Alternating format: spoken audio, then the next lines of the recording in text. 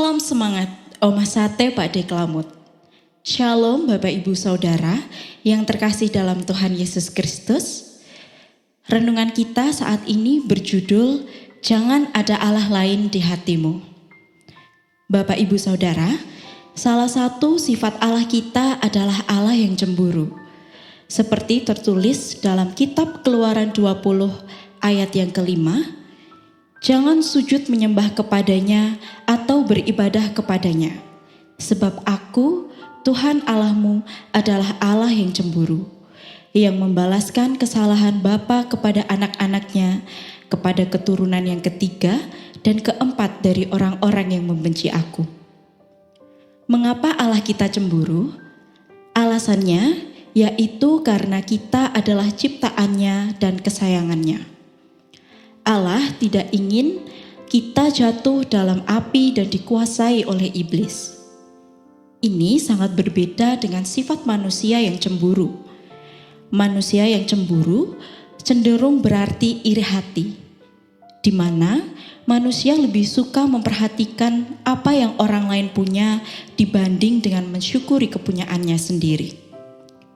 Pada zaman dahulu, Tuhan Allah berulang kali memperingatkan bangsa Israel agar tidak membuat ataupun menyembah patung berhala.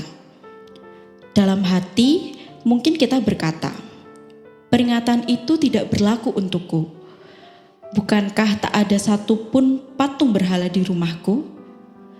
Tetapi tunggu dulu, pada kenyataannya keberadaan berhala di zaman sekarang lebih banyak dan lebih beragam daripada zaman bangsa Israel.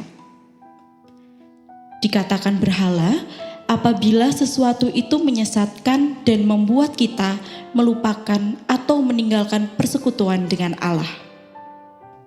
Sadar atau tidak, dunia saat ini dipenuhi dengan berbagai berhala modern.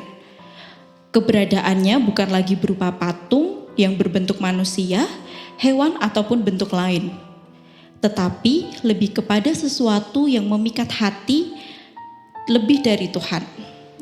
Misalnya uang, pekerjaan, teknologi, hobi dan kesenangan duniawi atau hawa nafsu. 1 Timotius 6 ayat yang ke-10 berbunyi, karena akar segala kejahatan ialah cinta uang. Sebab oleh memburu uanglah beberapa orang telah menyimpang dari iman dan menyiksa dirinya dengan berbagai-bagai dunia. Siapakah manusia yang tidak ingin kaya? Atau siapakah manusia yang tidak menginginkan uang? Yang menjadi dosa bukanlah harta atau uangnya, namun cinta akan harta dan uang tersebut. Jika kita terus bekerja dan terus bekerja tanpa punya waktu untuk berdoa, itu artinya pekerjaan kitalah yang berhala. Jika kita lebih suka melakukan hobi daripada pergi beribadah ke gereja, maka hobi sudah menjadi berhala kita. Bahkan pelayanan sekalipun dapat menjadi berhala apabila ketika kita melayani, kita mengabaikan waktu untuk bersekutu secara personal dengan Tuhan. Dalam Kolose 3 ayat yang kelima, karena itu matikanlah dalam dirimu segala sesuatu yang duniawi, yaitu percabulan, kenajisan, hawa nafsu, nafsu jahat dan juga keserakahan yang sama dengan penyembahan berhala. Banyak orang yang berpikir bahwa memiliki nafsu itu wajar. Namun, jika nafsu itu menjadi hal yang utama yang kita cari dalam hidup ini, berarti nafsu telah menjadi berhala.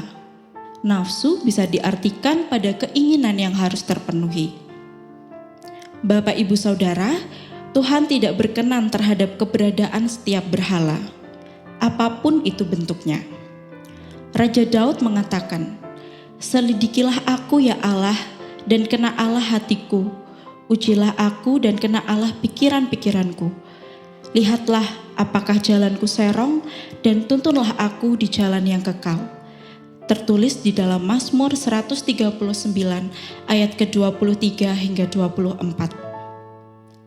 Mari kita meminta kepada Tuhan untuk menyelidiki hati kita dan menunjukkan kepada kita berhala-hala di dalam hidup yang kita jalani. Mungkin saja ada hal-hal lain yang selama ini telah mengambil hati dan perhatian kita dari Tuhan, dan sekarang adalah waktunya untuk mengambilnya kembali. Marilah kita tetap utamakan Tuhan di atas segala-galanya. Dengan merendahkan hati, berdoa, dan selalu merenungkan firman Tuhan, maka kita bisa menjauhkan diri dari allah-allah lain di dalam hidup ini. Mari kita berdoa. Tuhan, ampunilah kami jika selama ini kami telah meninggalkan Engkau demi mengejar keinginan pribadi kami. Terkadang kami terlena dengan kesibukan pekerjaan dan pelayanan sehingga kami lupa untuk memiliki waktu berdoa dan beribadah kepadamu. Tolong ajarlah kami untuk mencintai Engkau di atas segala yang ada di bumi ini. Kami mau mengasihi Engkau dengan segenap hati, jiwa, dan akal budi kami. Dalam nama Tuhan Yesus, kami telah berdoa. Amin. Demikianlah renungan Omah Sate Pak D Klamut saat ini. Sampai berjumpa dalam renungan berikutnya. Selamat pagi, selamat beraktivitas. Tuhan Yesus memberkati.